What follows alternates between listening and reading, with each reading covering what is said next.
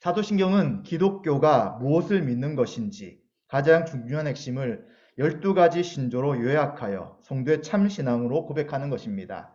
우리가 12가지 신조인데 지금 12주가 지나가지고 혹시 사도신경이 12신조가 아니라 15신조인가 이렇게 생각할 수 있는데 사도신경을 보시면 12가지를 우리가 믿는다라고 말하고 있습니다. 지난주에는 거룩한 공교회, 보편교회라고 할 때 구원받은 거룩한 공동체인 교회에 대해 살펴보았습니다. 교회는 하나님의 구원 경륜, 하나님이 구원하시고자 하는 그 교회의 목적이었고요. 이것은 또한 다르게 표현할 때 하나님은 이 세상을 창조하신 것이 바로 교회를 세우기 위한 것이다 라고 말씀을 드렸습니다. 교회는 또한 우리의 믿음의 내용이었습니다. 하나님의 백성이라고 성경은 이야기하고 있고요. 또 그리스도의 몸이라고 말씀하고 있습니다. 또 성령의 전이 바로 교회라고 말씀합니다. 그래서 교회는 하나님이 교회에 가셨고 그리스도가 기초를 놓으셨으며 성령님이 세우셨다라고 말할 수 있습니다. 이제 오늘은 살펴볼 내용이 교회의 4가지 속성인 사도성과 거룩성과 보편성과 통일성에 대해 살펴보려고 합니다. 그리고 또한 교회의 2가지 표지가 있는데 3가지라고도 할 수 있습니다.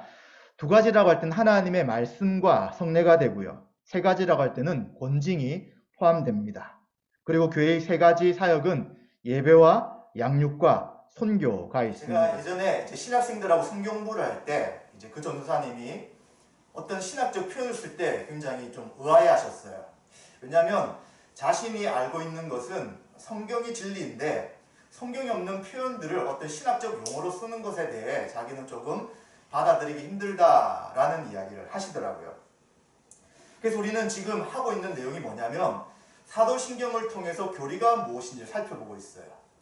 그럼 교리가 있고 또 성경 본문이 있는데 도대체 이게 무슨 관계냐 하는 것이죠.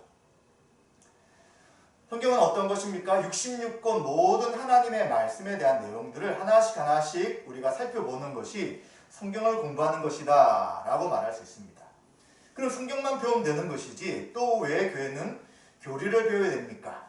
왜 사도신경에 있는 이러한 내용들이 무엇인지를 살펴봐야 합니까? 라고 묻는다면 제가 책상에 대한 비유를 한번 들어볼게요. 서랍이 있다면 그 책상 서랍에 여러분들이 무엇인가를 집어넣습니다. 어떤 때는 책, 어떤 때는 공책, 볼펜, 그리고 또 어떨 때는 자기의 필요한 것들을 다 집어넣는데 총 3개가 있는데 3개를 다 섞어서 넣어보십시오. 나중에 찾을 때 찾을 수 있을까 없을까요? 굉장히 찾기가 어렵습니다. 첫 번째 서랍, 두 번째 서랍, 세 번째 서랍, 그리고 그 안에서도 막 해야지만 자신이 원하는 것을 찾을 수 있어요. 우리 그렇게 정리를 안 하죠. 첫 번째 서랍에는 책들만, 두 번째 서랍에는 노트만, 세 번째 서랍에는 볼펜만, 그리고 또 그곳에 자신이 필요한 것들만 넣을 때 첫 번째는 이것이 있구나, 두 번째는 이것이 있구나 라고 찾기도 하고요. 정리도 그렇게 하는 것입니다. 마찬가지죠. 성경 우리가 66권 전체 말씀을 배우려면 굉장히 많은 시간이 걸립니다. 통독을 할 때는 1년에 한 번 정도 통독할 수 있지만 또 좀 빠르게 한다면 1년에 3번 정도 통독할 수 있어요. 그러나 사실 66권의 모든 말씀은 평생 우리가 계속해서 공부하고 배워야 될 내용입니다. 그런데 교리라는 것은 이 성경에 있는 내용을 조직하고 체계화시켜서 항목을 만드는 거예요. 하나님이 누구신가? 또 예수님이 누구신가? 성령님이 누구신가? 교회는 어떠한 곳인가? 구원이란 무엇인가? 이러한 것들을 항목을 만들어서 그 항목의 내용들을 하나씩 정리해 나가는 것이죠. 그래서 교회라고 이야기할 때 지난주 우리가 교회에 대한 여러 가지를 살펴보았어요. 근데 이 교회의 특성이라고 4가지를 이야기할 때는 이름을 붙이는 거죠. 교회가 사도적 전통 가운데 있기 때문에 사도성이라고 한다.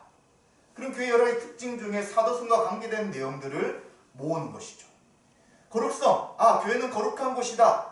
왜 교회를 거룩하다고 하는가에 대해서 말씀을 가지고 그 거룩한 교회에 대한 것을 모으는 것입니다. 보편성도 마찬가지고 통일성도 마찬가지죠.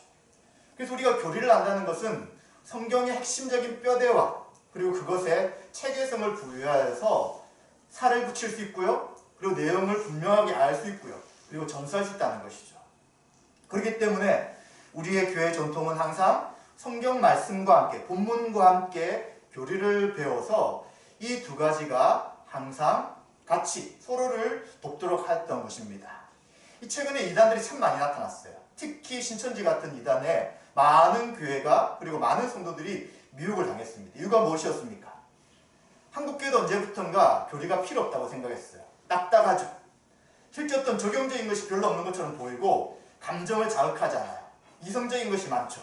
이러다 보니까 뜨거움도 생기지 않고 시간도 많이 걸리고 딱딱하니까 교리보다는 한 말씀이라도 적용하는 대로 나가자라고 하면서 교리의 지식에 대한 것을 등한히 하기 시작했습니다.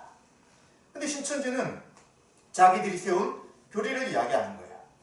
우린 이런 것이 옳다고 이야기한다. 이것이 맞다. 라고 이야기를 하는데 교리의 지식이 없는 분들이 들으니까 성경을 이야기해 주는 거예요. 성경에 있는 내용이네? 이것과 이것이 연결되네? 또 그들은 특히 비유를 갖다가 연결시켜서 이야기하는데 털린 비유를 연결시켜도 말씀이라고 이야기하니까 맞을 수 있겠구나 라고 하면서 참 많은 사람들이 신천지에 넘어가서 신천지의 교주인 이만희가 다시 오신 재림주다라는 말도 안 되는 것을 받아들이기 시작한 것입니다. 그러나 예전에 신앙생활 하신 분들 가운데 교리를 배웠던 분들은 신천지가 말하는 것들이 다 틀리다는 걸 알고 있는 거예요. 재림한 예수님에 대한 교리를 아는 사람은 이만희가 결코 재림주가 될 수 없다는 걸 아는 거예요. 그들이 이야기하는 비유 해석이 우리가 잘 아는 예수님이 누구시고 어떤 말씀하셨는지에 대한 그 교리를 분명히 아는 사람들은 뭔가 우리가 배운 것과 다르다는 것을 알고 분명하게 반박을 못하더라도 이상하다라는 생각하는 거예요.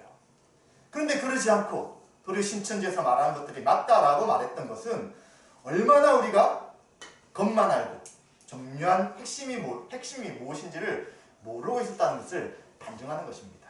그래서 저는 이미 여러분들이 사도신경을 통해서 여러분들이 신앙 고백을 계속 해왔지만 왜 2000년에 교회가 이 사도신경을 교독하였고 왜 사도신경이라는 신조를 만들어서 하나씩 우리가 고백하는지를 지금 살펴보고 있는 것입니다. 그래서 오늘 교회에 대해서 4가지를 이야기할 때 교리예요, 교리. 그럼 성경에 있느냐 없느냐 할 때 성경에 있는 거예요. 그러니 4가지 속성을 가지고 이 4가지를 안다면 교회는 이런 4가지가 있어야 되는구나 라고 할 때 참교회와 거짓교회를 분별할 수 있는 것이고요. 그리고 그 교회 특성이 4가지라고 할 때 정말 우리가 살아가는 이 교회, 우리가 섬기는 교회, 우리가 함께하는 교회가 이런 4가지 속성이 있는가를 생각하며 우리가 계속해서 참된 교회, 성경적 교회를 세워갈 수 있기 때문에 이러한 교리와 성경을 아는 것이 너무나도 중요하고 결코 그것이 충돌되지 않는다는 것을 먼저 말씀을 드리는 것입니다. 자, 첫 번째 우리는 교회의 속성이라고 할 때 사도성에 대해서 살펴보려고 합니다. 사도성, 성이라는 것이 붙어버리니까 조금 복잡한 것 같아요. 핵심은 교회는 사도들의 증거와 신앙 고백 위에 세워졌다 하는 것을 사도성 이렇게 이야기합니다. 에베소서 2장 20절에 보시면 너희는 사도들과 선지자들의 터 위에 세우심을 입은 자라 그리스도 예수께서 친히 모퉁이 돌이 되셨느니라. 아멘. 이렇게 말씀하고 있습니다. 사도들은 예수님께 말씀을 들었어요. 그리고 선지자들과 마찬가지로 예수님의 말씀을 들었습니다. 이들이 그 말씀을 전하고 그 예수님의 말씀 위에 교회를 세우게 되었기 때문에 바로 교회의 특성이 뭐냐? 사도들이 전한 복음을 통하여 그 복음 위에 교회가 세워진다. 이것이 사도성이다 라고 말하는 것입니다. 사도들의 뜻 신앙고백의 핵심이 무엇일까요? 예수님이 하나님의 아들이라는 거예요. 그 당시 어떤 유대인들도 예수님 하나님의 아들이라고 이야기하지 않았습니다. 오직 사도들의 전한 말씀을 듣고 따르는 교회만이 예수님이 하나님의 아들이다. 삼일체 하나님이시다 라는 것들을 믿었고요. 그 예수님이 그리스도, 우리를 구원할 메시아시며 그리고 주님, 왕이시며 오직 믿음으로 구원받게 된다는 신앙 고백을 한 것이 바로 사도적 신앙 고백인 것이죠. 이런 사도적 신앙 고백을 하지 않는 사람들은 뭡니까? 사도성, 교회의 속성이 없다, 교회가 아니다 라고 말하는 것입니다. 이런 사도들의 증언, 사도들이 예수님께 들었던 이 말씀들이 성령님을 통해 교회에 보존되었던 것입니다. 그것이 바로 우리가 지금 살펴보고 있는 신약 성경인 것이죠. 그래서 사도들에 의해 신약 성경이 기록되는데 이 기록 가운데 역사하신 분이 바로 성령 하나님이신 것이죠. 그리고 이러한 사도들이 전했던 이 신앙의 내용들을 초대교회부터 시작하여 교회들은 다 그대로 받았고 전수하게 되는 것입니다. 그렇다면 우리는 어떻게 이러한 사도적 전통 가운데 사도성을 잘 드러내는 교회가 될 수 있을까요? 바로 우리는 사도신경이나 역사적으로 내려온 여러 가지 신앙 고백들을 잘 알고 있어야 되는 것이죠. 대표적으로 무엇이 있습니까? 지금 우리가 살펴본 사도신경, 그리고 주부에 나와 있는 웨스트민스터 요리문답, 그리고 수요일에 살펴보는 하이델베르크 요리문답 등이 성경의 뼈대를 핵심적으로 잘 정리했다고 우리들에게 전수되었던 그러한 신앙 고백 가운데 하나들인 것이죠. 그래서 참된 교회, 주님이 기뻐하시는 교회는 다른 믿음을 가지면 안 된다는 것입니다. 기독교 2000년 역사 동안 수많은 이단들이 있었어요. 이들이 왜 이단이 되었느냐? 사도들이 전수했던 말씀, 신약성경에 기록된 그 말씀을 벗어나 다른 것들을 받아들이고 다른 것들을 가르쳤기 때문에 그들은 이단이라고 이야기하는 것입니다. 우리는 어떤 이야기를 들을 때 정말 새롭다, 참신하다 이렇게 받아들일 수 있는 내용들이 있어요. 그런데 성경은 참신할 수가 없습니다. 이미 2000년 동안 계속해서 가르쳐왔던 것들을 전수했기 때문에 달라질 수 없는 거예요. 만약 다른 것을 가지고 이것이 복음이다 라고 말한다면 바울이 갈라디아 교회에 경고했던 것처럼 다른 복음은 없다, 복음은 하나고 복음이 다르다 라고 말하는 것은 엉터리고, 그렇게 전하는 자들은 저주를 받는다 하는 것에 대해 우리는 생각해야 되는 것입니다. 신앙의 선배들이 붙잡았던 전통 가운데 있는 복음을 우리는 붙들어야 되기 때문에 우리 사도신경이 도대체 무엇을 믿는다고 고백하는 것인지, 또 하이델베르크 요리문답이나 웨스트민스터 신앙고백에서 도대체 성경의 뼈대를 뭐라고 정의하고 뭐라고 이야기하는지를 우리는 계속해서 살피며 그 진리 가운데 서 있게 되는 것이죠. 자, 이러한 교회에 대한 사도의 전통을 이야기할 때 이것은 그냥 알고 넘어가라는 것이 결코 아니에요. 이것을 마음에 새기고 기억하여서 삶에 적용하도록 하는 것입니다. 어떻게 이런 사도성이라는 교회의 속성을 잘 적용할 수 있을까요? 우선 초대교회를 한번 생각해 봐야 돼요. 초대교회가 예수 그리스도가 어떠한 분이신지 말씀과 사역을 통해서 증거하셨지만 확신이 없었습니다. 많은 사람이 예수님을 따랐지만 예수님 십자가에 날리셨을 때 그들의 생각과 다르게 예수님이 죽으셨고요. 이것으로 인해 많은 사람이 뒤를 돌아섰어요. 제자들도 이제 스승이 죽었기에 이제 뭘 해야 될지 알지 못하는 그러한 낭만 가운데 있었습니다. 그런데 예수님은 부활하셔서 자신의 살아계심을 보이시고요. 그리고 또 40일 동안 하나님 나라의 복음을 선포하셨죠. 그런데 예수님은 살아계실 때, 그리고 또 승천하신 후에, 부활하신 후에 제자들에게 계속 반복하신 것이 한 가지가 있었어요. 약속하신 보혜사가 오실 것이다. 약속하신 성령이 오실 것이다. 성령이 오실 때까지 너희들은 기다리라 라는 말씀하셨어요. 그런데 놀랍게도 이 성령님이 오시니까 사람들이 바뀌게 된 거예요. 처음에는 예수님을 따라야 되냐 말아야 되냐 어떻게 해야 되나, 도대체 메시아인데 왜 십자가에 죽으실까, 저분이 부활했다고 이야기하는데 부활한 게 사실일까 아닐까, 그 모든 것이 희미했어요. 그런데 부활하시고 승천하신 후에 성령님이 오셨을 때 이제 너무나도 명백해진 것입니다. 예수님이 전했던 그 말씀, 그가 행하신 모든 것이 진실이고 또 그것을 전한 사도의 이야기들이 참이구나 하는 것들을 알게 되는 거죠.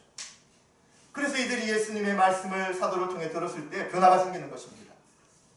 자신이 죄인임을 알고 이제 회개 세례를 받게 되는 것이고요. 그리고 세례를 받은 자들 가운데 성령님이 임재하셔서 그들이 변화되는 것이죠.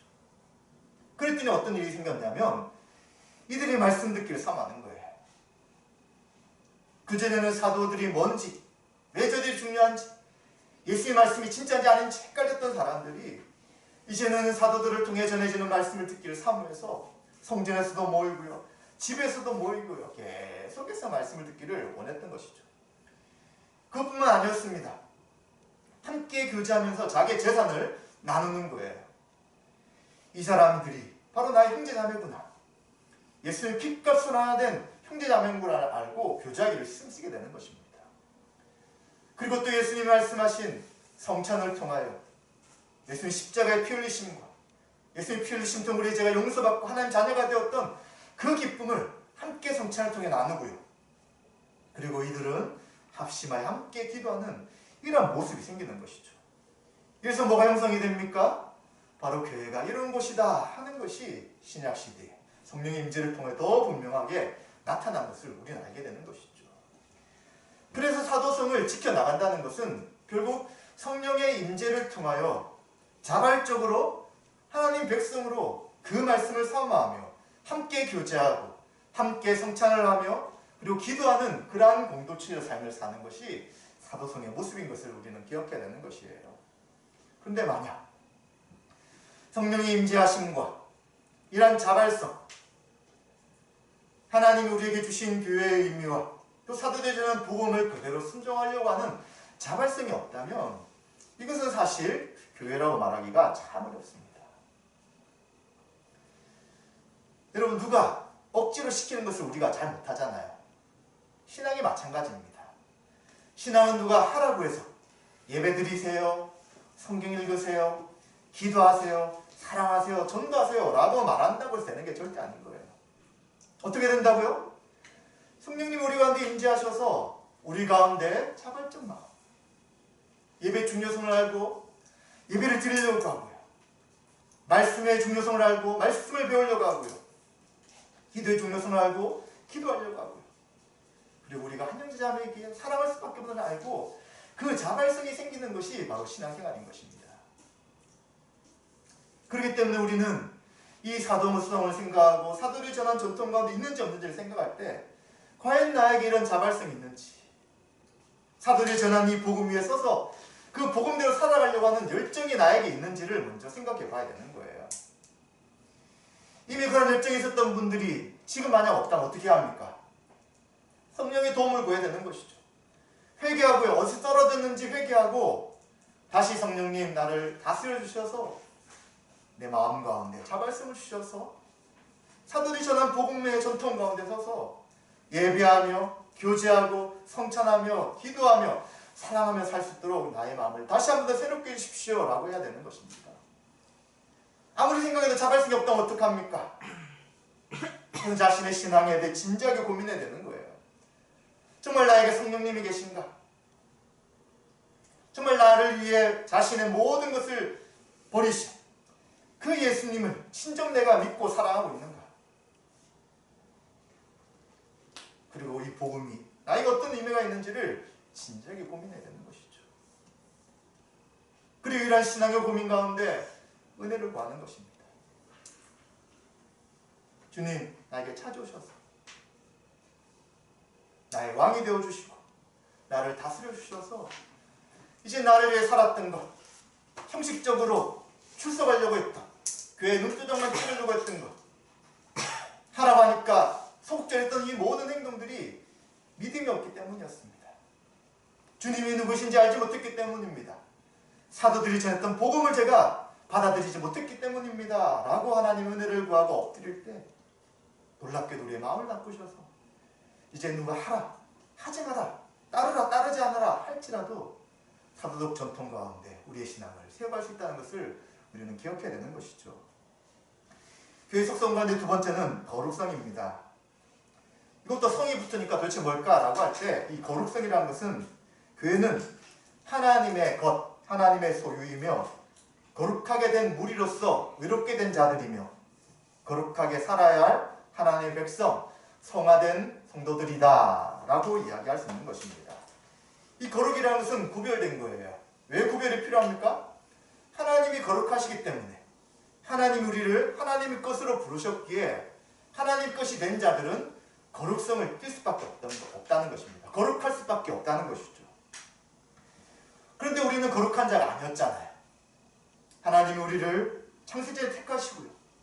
예수님 우리를 위해 승리하심을 통해 이제 우리는 거룩한 자다 하는 하나님의 소유가 된 것입니다. 은혜로 된 것이죠. 그래서 이미 거룩한 자들은 거룩하게 살아갈 수 있는 모든 자원을 충분히 받았다는 것을 기억해야 됩니다. 그래서 베드로서 1장 3절에 보시면 그의 신기한 능력으로 생명과 경건에 속한 모든 것을 우리에게 주셨으니 이는 자기의 영광과 덕으로서 우리를 부르신 이를 앞으로 말미암음이라. 아멘. 이러한 성령의 인도하심 가운데 우리에게 모든 것이 그리스도 안에 주어졌다는 거예요. 그러니까 어떻게 된다고요?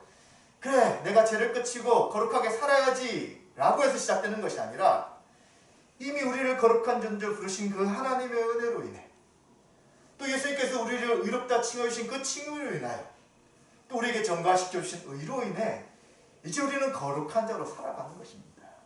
그런데 이것도 그래, 내가 거룩하게 살아야지, 죄를 끝에 죄를 질 때마다 나를 찌르고 절제하고 해야지 라고 해서 되는 것이 아니라 이미 거룩하게 되었기에 거룩한 자로 살아가는 것이 바로 그의 속성이다라는 것을 우리는 기억해야 되는 것이죠. 신앙의 선배 가운데 존 오웬이라는 분이 뭐라고 이야기했냐면, 거룩이란 복음을 우리 영혼 속에 심고 기록하고 실현하는 것이다 라고 이야기하였습니다. 우리 영혼 속에 거룩이 심겼기 때문에 이제 계속해서 그 거룩한 삶이 나올 수밖에 없는 거예요. 그리고 또 거룩에서 성장한다는 것은 사랑에서 성장한다는 것이다. 그 사랑은 곧 우리 마음에 부어진 하나님의 사랑을 알고 주의 선하심을 맛보는 사랑으로 화답하는 사랑이다. 거룩이 성장하는데 왜 성장하느냐? 우리 가운데 성령님으로 인해 하나님의 사랑을 알게 된 거예요. 나 같은 자를 하나님이 사랑하셔서 그 아들을 보내셔서 예수님을 우리 대신 십자가에 죽게 하셨다. 그 큰 사랑을 알게 되니까 이제 그 사랑으로 인해 그 사랑을 화답하는 방식이 바로 거룩한 삶으로 드러나게 되어 하나님을 사랑하고 형제자매를 사랑하게 된다는 것입니다. 그래서 이 교회의 속성인 거룩성도 그래 우리가 거룩하지 않는데 거룩하게 되어야지 라고 말하는 것이 아니라 이미 거룩한 존재로서 거룩한 삶을 살아갈 수밖에 없다는 것을 계속해서 이야기해 주는 것입니다. 그럼 우리가 실제적 삶을 살아갈 때, 우리가 신자로서 이미 거룩하게 된 자들이라고 할 때면 어떻게 이 거룩한 삶이 지속적으로 나타날 수 있는가라는 생각해 봐야 되는 것이죠. 우린 예수 그리스도와 십자가의 은혜를 붙잡으며 살아가야 되는 거예요. 왜 그렇습니까? 하나님이 우리를 택하실 때 그리스도를 통해 우리를 성령하셨어요. 죄를 용서하셨어요. 그리고 우리를 성도라고 부르신 것입니다. 예수님이 그것을 하셨잖아요. 그렇기 때문에 이 거룩이라는 것은 자기에게 찾을 수 있는 것이 아니에요.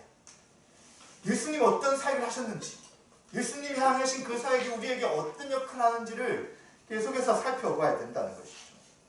그리고 그것이 바로 십자가의 은혜라는 것입니다.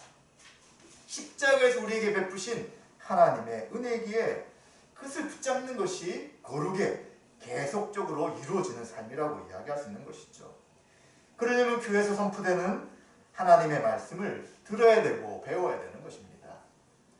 설교 시간에, 성경부 시간에, 또 수요 기도회 때 가르치는 말씀이 있는데 이 말씀이 안 들린다면 어떻게 됩니까? 이 말씀이 무엇인지를 모른다면 어떻게 됩니까? 예수님을 알아갈 수가 없는 거예요. 우리 신앙은 어떤 체험, 경험 중요해요. 그러나 그것은 잠깐 있다가 없어지는 것이고 자기 자신이 여러의 상태에 따라서 달라지는 것이는 가변적 움직이는 거예요. 그러나 하나님의 말씀, 예수님이 행하신 그 사역은 결코 바뀌지 않고 결코 달라지지 않는 것입니다. 그렇기 때문에 우리는 예수님이 어떤 분이시고 예수님이 우리를 위해 십자가에 죽으셨다는 것이 왜 은혜인지에 대해 말씀을 계속해서 듣고 배워야 되는 것임을 기억해야 되는 것이죠. 그래서 이 은혜를 받게 되는 수단이 무엇이냐면, 은혜를 받게 되는 것이 무엇이냐? 말씀과 성례와 기도다라고 말하는 것입니다. 주님 은혜가 필요합니다. 예수 그리스도를 통해서 저를 거룩히 하셨다고 하는데, 거룩한 자라고 하는데 그것을 제대로 알고 싶습니다 라고 할 때 말씀을 바르게 알아야 되는 것이죠. 그 말씀 가운데 하나님 우리에게 베푸신 은혜를 표현하는 단어가 복음이라는 복음, 기쁜 소식. 복음을 듣고 그 복음을 통하여 자신이 죄인임을 알고 그리고 믿음을 통하여 그 죄에서 깨닫고 돌아서야 되는 것이죠. 그리고 더욱 믿음을 견고하게 하고 그리고 믿음 가운데 설 수 있도록 서로를 위로하고요.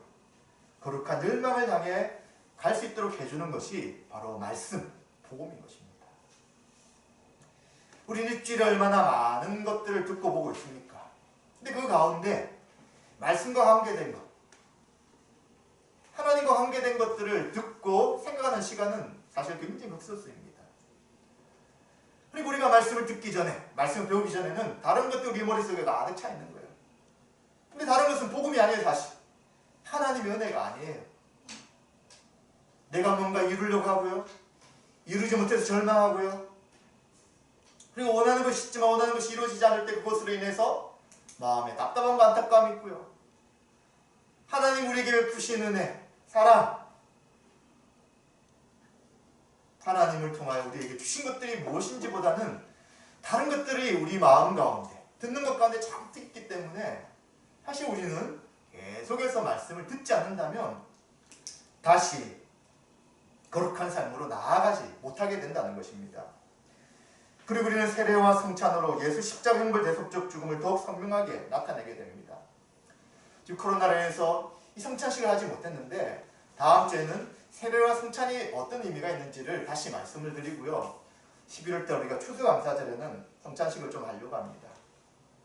그래서 각자 잔을 좀 따로 마련하고요.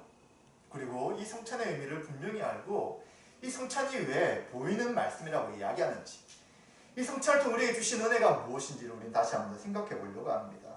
그리고 또 한 가지는 기도예요, 기도. 좀 제게 은혜를 주세요. 마음과 생각을 좀 바꿔주세요. 거룩한 자로 살아가게 해주세요. 할 때 말씀을 듣고 성찬을 하고요.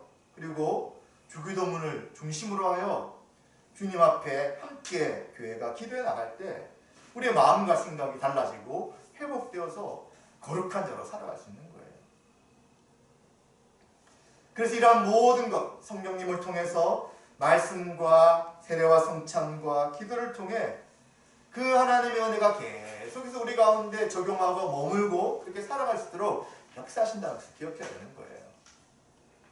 그래서 우리는 계속해서 말씀을 듣고요. 세례와 성찬에 참여하고요. 그리고 기도하는 것임을 기억해야 되는 것이죠. 그래서 목사가 있는 이유는, 리더가 있는 이유는 말씀을 잘 가르치고 지도하기 위해 있는 것임을 우리는 기억해야 합니다. 그리고 이런 말씀이 가르쳐지는데 불순종하거나 그리고 고의적으로 거룩하지 않는 삶을 살아가는 자들이 있다면 그것을 막고 권진하는 것이 바로 목회자와 목사와 장로의 다스리는 역할이라고 이야기하는 것이죠. 그래서 우리는 내가 개인적으로 좀 거룩해져야지, 내가 개인적으로 저를 끝이야지 보다는 함께 공동체로 교회가 있기에 교회가 함께 순종하며 거룩함으로 나아가야지 우리가 거룩한 삶을 교회에서뿐만 아니라 삶에서도 살아갈 수 있다는 것을 기억해야 합니다. 그리고 아까 존 오웬에 대해서 말씀을 드린 것처럼 사랑에 대한 이야기를 하잖아요. 거룩과 사랑이 무슨 관계가 있어요? 우리는 생각할 수 있지만 이 거룩이라면 누구의 속성이라고요? 바로 하나님이 가지고 계신 성품이기에 하나님의 사랑을 아는 자는 거룩해지는 거예요. 근데 이 거룩하다는 것은 상대가 없는 게 아니라는 거예요. 하나님 앞에 구별되는 것이 거룩이라면 사람들을 사랑하고 그들과 함께 섬기며 살아가는 것이 결국 거룩으로 나타나는 것입니다. 그리고 에베소서 1장 15절에 보시면 주 예수 안에서 너희 믿음과 모든 성도를 향한 사랑을 나도 듣고, 아멘. 믿음과 함께 이 거룩이라는 것이 사랑으로 나타난다라고 말씀하고요. 또 갈라디아서 5장 14절에 보시면 온 율법은 내 이웃 사랑하기를 내 자신같이 하라 하신 한 말씀에서 이루어졌나니, 아멘. 이렇게 말씀하기 때문에 결국 거룩하신 하나님을 사랑하고 그 하나님의 사랑을 아는 자들은 형제 자매들을 사랑하며 살아가게 된다는 거예요. 왜 그럴까요? 죄를 지어서 하나님을 떠난 인간의 가장 먼저 나타난 특징이 뭐냐면 자아중심에서 자아중심, 자기중심. 하나님도 필요 없어요. 내가 신이라고 이야기하고요. 함께했던 남편과 아내도 필요 없는 거예요. 자기가 중요하다. 내가 죄를 지은 것이 아니라 저 사람이 죄를 지었다라고 이야기하는 것이죠. 지금 이 땅에서 일어나는 모든 문제의 근원이 무엇입니까? 자기 중심성이잖아요. 내가 먼저인 거예요. 내가. 다른 사람이 먼저가 아니에요. 그러니까 거룩한 자, 하나님의 사랑을 아는 자, 하나님의 사랑을 분명히 기억하는 자들은 그 속에 거룩한 모습이 자기를 위한 모습 드러나지 않고요. 형제자매를 사랑하는 모습으로 드러나며 나타날 수밖에 없다는 것을 기억해야 되는 것이죠. 자꾸 우리가 거룩을 엄숙한 자세, 그리고 아주 위험스럽게 기도하고 말하는 것, 이런 표면적인 것으로 생각하면 안 된다는 것입니다. 정말 거룩한 자들은 눈에 보이는 형제자매를 사랑하고요. 그들에게 관심을 가지고요. 그들이 어떻게 하면 한 형제자매로 잘 살아가고 그들을 도울 수 있을지를 고민하고 생각하고 기도한 사람이라는 것입니다. 이것도 억지로 될까요? 그러지 않는 거예요. 예수 그리스도의 십자가의 사랑이 하나님 우리에게 베푸는 은혜가 무엇인지 아는 사람만이 다른 사람의 관심을 가지고 그를 위해 살아갈 수 있는 것입니다. 우리의 고민과 관심과 집중하는 것의 100%가 간 우리 옆에 우리에게 한 몸으로 주신 지체들에 관한 것입니다. 하루에 얼마나 그를 생각하고 하루에 얼마나 그들을 위해 기도하고 있습니까? 저에게도 반성해야 될 문제일 수 있습니다. 그러나 이것은 우리 세우신교회 모든 성도님들이 다 같이 나의 거룩이 형제자매에 대한 사랑으로 나타난다면 나에게 그 사랑이 얼만큼 있는지, 그리고 내가 그것에 대해 하나님 앞에 거룩한 자로 어떻게 살아가는지를 점검해야 된다는 것을 우리 생각해야 되는 것이죠.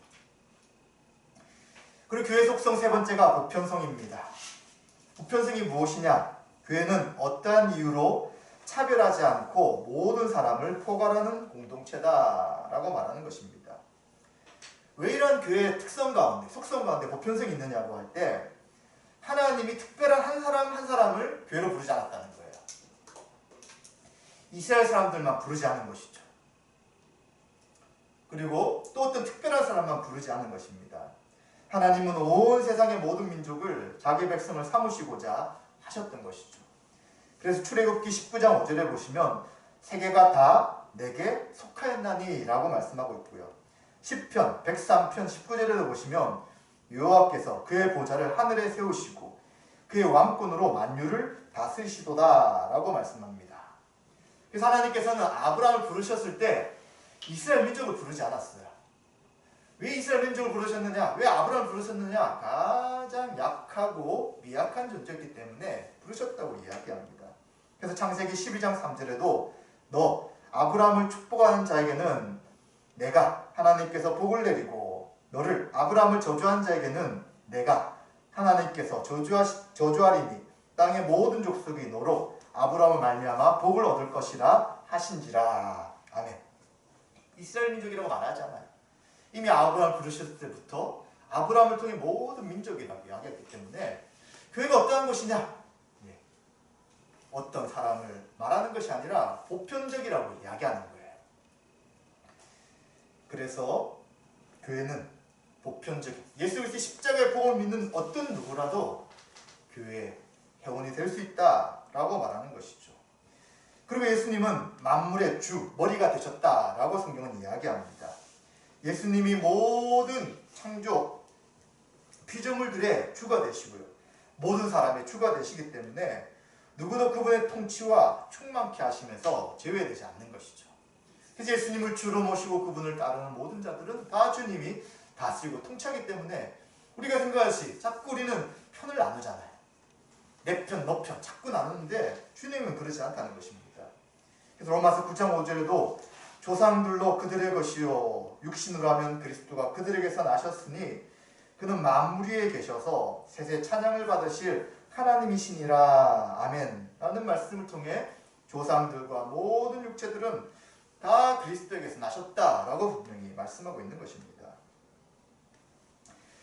그래서 예수님께서 교회의 머리가 되시고 만물의 주가 되셔서 죄로 인해 타락한 이 세상을 회복시키시되 지난주 말씀드린 것처럼 그분을 중심으로 하여서 회복시킨다고 말씀을 드렸습니다. 그래서 첫 번째가 무엇이냐 할 때 교회가 먼저 예수님의 그 통치를 통해 회복될 것이고요.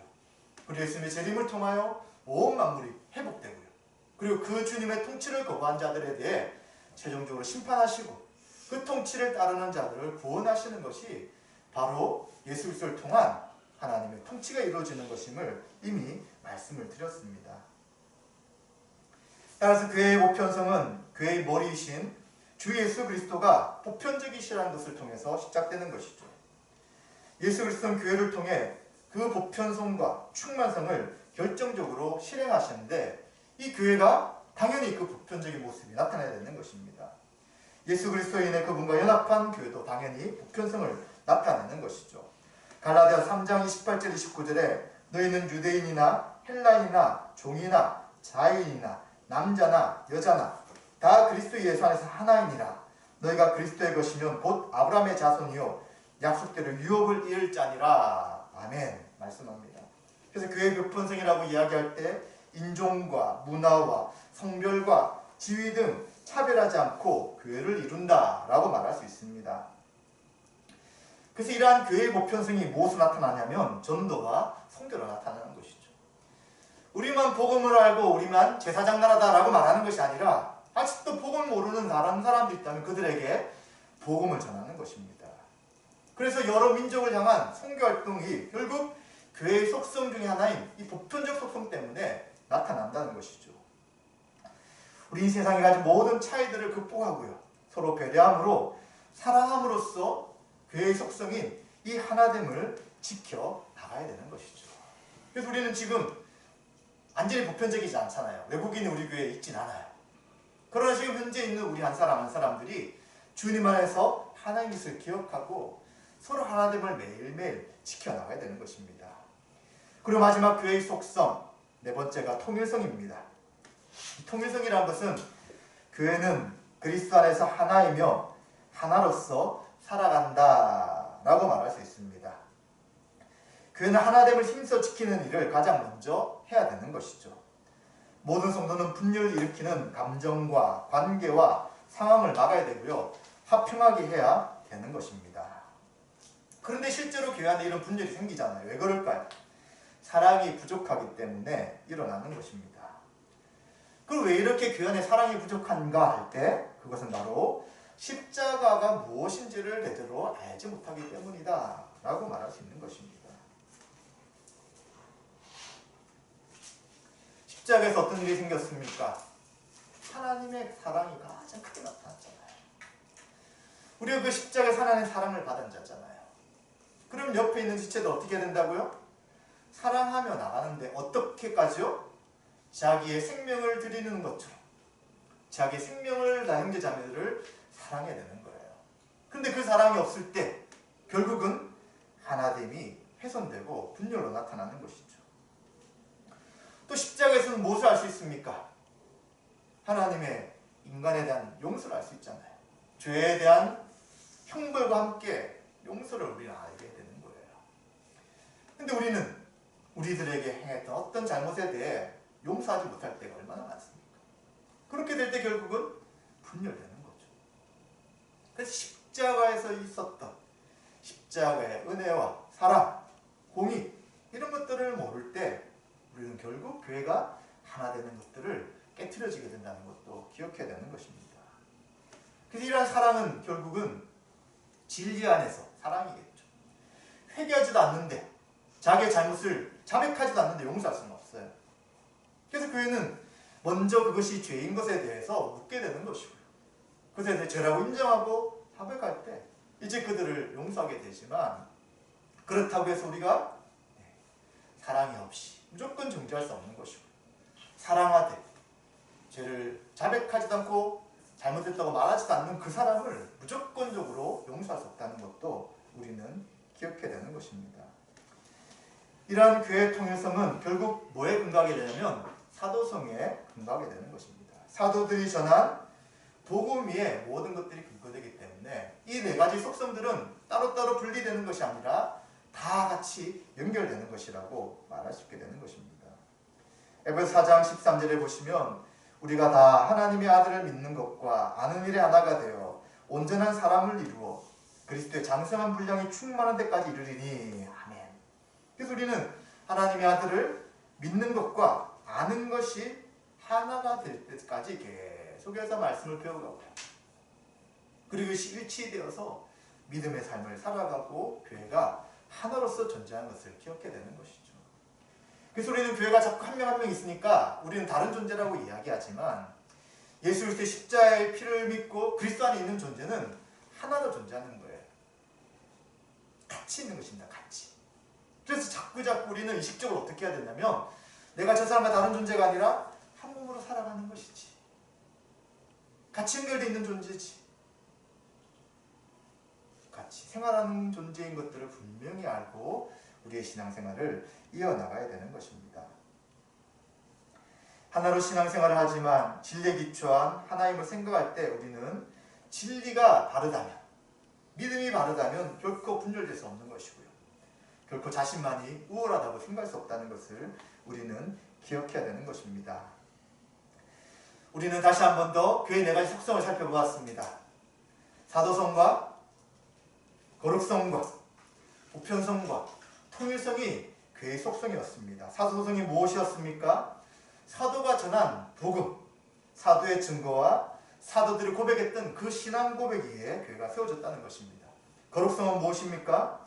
교회는 하나님의 소유고요, 이미 거룩하게 된 무리로서 의롭다함을 받은 자들이고요, 거룩하게 살아가야 할 하나님의 백성, 성화되는 백성이라는 것들을 보았고요. 보편성은 무엇입니까? 교회는 어떠한 이유로 차별하지 않고 모든 사람을 포괄하는 공동체라는 것이었습니다. 그리고 통일성은요, 교회는 그리스도 안에서 하나이며 하나로서 살아간다는 것들을 살펴보았습니다.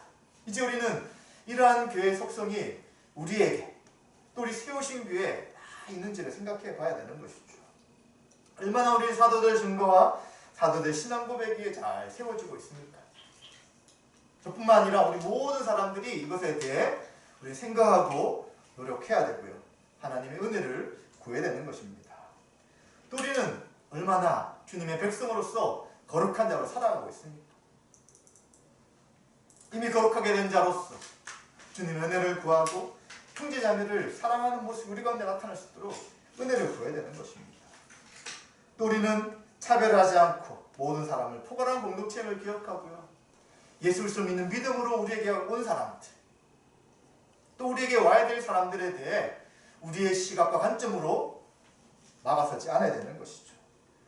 또 우리 교회는 통일성 있는 교회로서 그리스도 안에서 하나이고 또 한 몸, 하나로 살아간다는 걸 기억하고 우리 매일매일의 삶에 그러한 통일성이 드러나도록 주님의 또 성령님의 도움을 구해야 될 것입니다.